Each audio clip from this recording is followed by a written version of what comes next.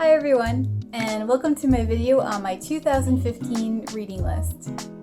I'm really sorry if you hear any sawing or weird loud noises. Right now some people are working in the backyard and they're cutting some brick for the patio, so it's kind of loud sometimes. So if you hear any weird construction work, that's what it is, and I'm sorry. So this is the second video that I've done about a reading list. My first video was on my reading list from 2014, and so now I'm doing 2015. I'm hoping to eventually get caught up to my current reading list so that at the end of the year I can tell you what I read this year. So I'll show you the list of books that I read, and that is my reading list of 2015. So this time I'm not going to give a rating out of 5 just because it felt kind of awkward, so I'm just going to say if I like the book or not. And in 2015 I read 15 books. And the first 7 books I read were from the Narnia series. And this whole series was written by C.S. Lewis. And I read this entire series on my phone. So the reason I read these books on my phone is that I could find them on Amazon for I think like $1 or $2 and just download them. And at that point I didn't own a Kindle, so I was just reading them on my phone. And as far as I know, there's 2 different ways that you can read through this series. So you can either read it in the order that the books were released, or you can read it in the order that the story takes place. So I decided to read it in the order that makes most sense for the story. So I had wanted to read these books for a really long time and just hadn't gotten around to it. So then 2015 came and I had been reading a bunch of books and I thought I should probably give it a go. I know that the series is supposed to be written for kids, but I find a lot of books that are written for kids can still be enjoyed by adults. My favorite book ever is The Giver, and that's written for kids too, so I don't think it really matters. So the first book in the series is The Magician's Nephew. This book is pretty cool because it talks about how everything in Narnia came to be and like why everything is the way it is. I already knew a little bit about the story, and so not seeing the characters I was expecting kind of threw things off a bit for me. But if you are going to read the series and you decide to start with The Magician's Nephew, I highly recommend it. I thought it was pretty good. So next I read the most popular book in the series, which is The Lion, the Witch, and the Wardrobe. So this was actually the first book that was released in the whole series. I think almost everyone knows a little bit about this book because it was released as a movie. So if you haven't read this book, I think you should. So the next book I read was The Horse and His Boy. So this story takes place in Narnia when the kids from The Lion, the Witch, and the Wardrobe are still there. But this story is about other characters than them. The story is mostly about this boy named Shasta who gets a horse named Bree who can talk. So the book I read after that was Prince Caspian. So one thing that's cool about these books is that time in our universe is different than time in Narnia. So even though it hasn't been that long since I've been to Narnia, it's been a long time in Narnia time, if that makes any sense. And this book involves the children from The Lion, the Witch, and the Wardrobe coming back to Narnia. So basically the kids go back to help Prince Caspian. So after that I read The Voyage of the Dawn Treader. So this book was also made into a movie, and it also has some of the kids from The Lion, the Witch, and the Wardrobe. So Edmund and Lucy had been in Narnia before, so they already knew how everything worked. Their cousin Eustace, on the other hand, did not, and he had a lot to complain about. It's basically about their adventures on the ship the Dawn Treader. And the next book I read was The Silver Chair. And this book has Eustace again, and also one of his classmates named Jill. And the reason they've gone back is that Caspian's son has gone missing. In this book they end up in a castle that's full of giants, and they also end up in a cave under a ruined city.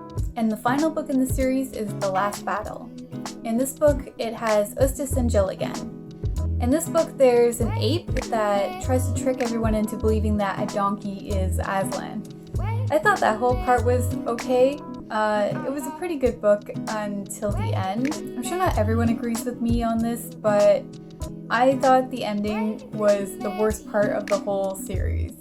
Leading up to the end it was pretty cool, and I'm not going to say anything because I don't want to spoil it, but I thought the ending was really awesome until it got to the last final few pages. I'm sure a lot of people think the ending is perfectly fine, but for me it was a little bit weird. But yeah, like I said, I don't want to spoil it for anyone, so if you're curious, you should just read it. Even though I didn't really like the ending of the book, I still really recommend the whole series. I thought the story was really good, and I liked the way it worked through all the books. I would even consider reading it again someday. And I like the order that I read it in. I thought it made a lot of sense to do it that way. I don't know, for me, I really enjoyed it the way I read it. So the next book I read was Quiet, The Power of Introverts in a World That Won't Stop Talking, and that was written by Susan Cain. So I found this book by watching some TED Talks, and Susan Cain had done a TED Talk on introversion. So introversion is something that I had heard of before, but I still didn't know a lot about it.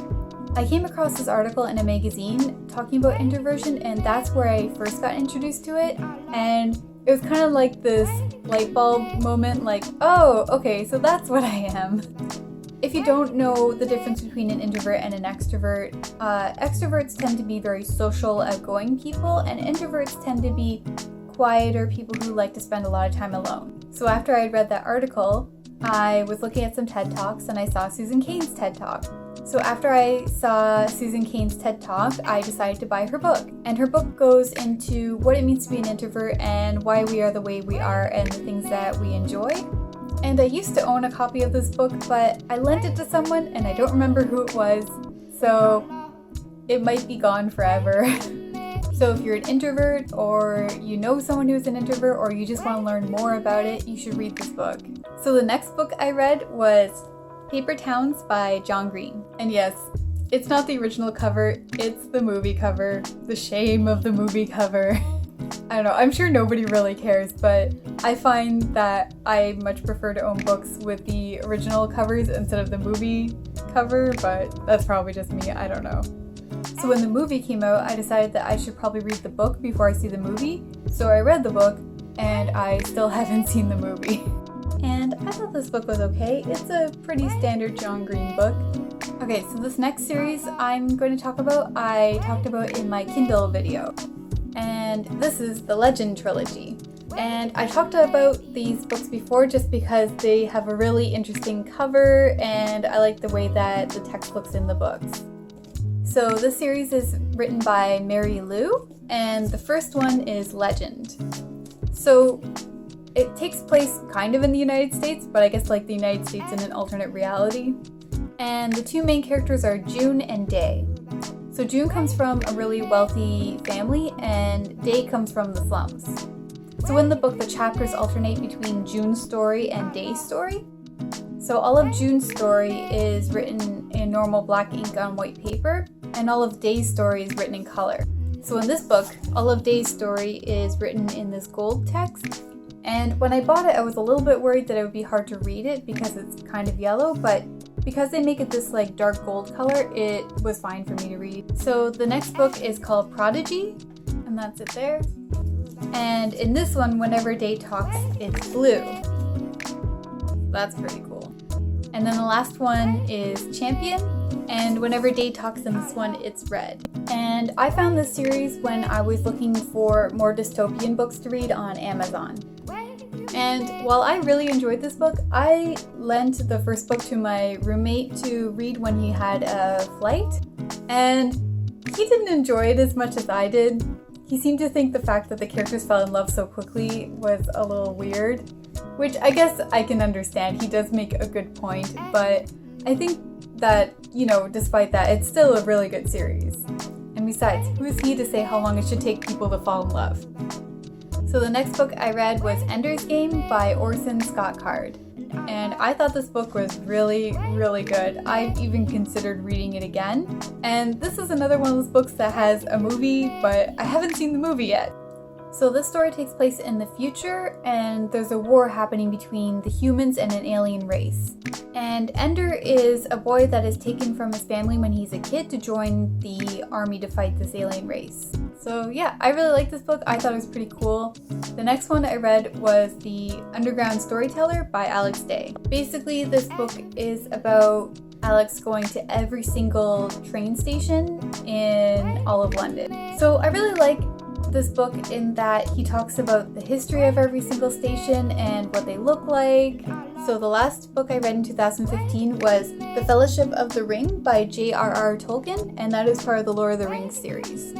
And this edition of this book has 529 pages, which I guess isn't that many, but at that point I hadn't been reading a whole lot, so this felt like a really long read. I had tried to read this book like 5 or 10 years before, and I just couldn't do it. So I found all 3 of these books at a thrift store, and I bought them all, and I decided that I was finally going to read them all. So I got this book, and I forced myself to read it all, and I am really glad I did, because it is actually a really good book. Not that I need to tell anyone, it's obviously a good book, and the movies are great. Okay guys, so that was my reading list from 2015. Anyway, if you like this video, be sure to give it a thumbs up and subscribe. And make sure you comment below if you have anything to say about the books that I read. And maybe you can let me know some of the books that you're reading this year. Thanks for watching my video and have a great day. Bye!